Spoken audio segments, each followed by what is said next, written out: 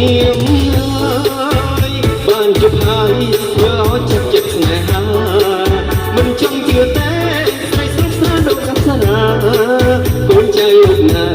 មេត្តាប្រាប់ផងបានទេ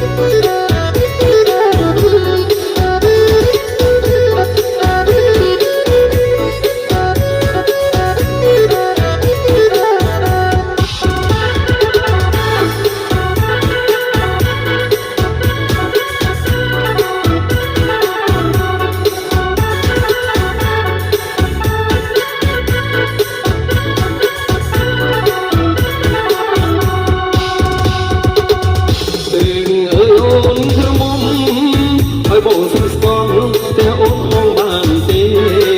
ឆ្នាំក្រោយមកទៀតមកនឹងខំជ្រៀតបើសិនទំនេរជុំស្គាល់ពុកម៉ែមានមេនំបងគឺ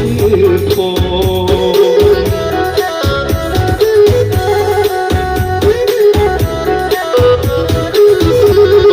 មានវាសនាសន្តិវតាសិក្សាយើងជាគូក្រងពេលបងទៅវិញនឹងជុំរៀបពុកម៉ែបងយ៉ាងយូរឆ្នាំថ្មីកណ្ដងឲ្យពុកម៉ែបងមិនដឹងអូនហើយ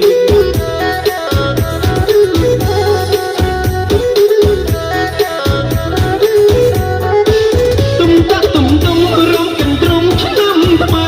មានផលបានរំក្បាយស្រីជានិស័យអោជប់ជីវ៉ារំសំសិនសំមកឡើងក្រហមឡោដូចជាផ្កាអូនដើមរបូតពុនមើលយូរឡោកូនដូចអប្សរា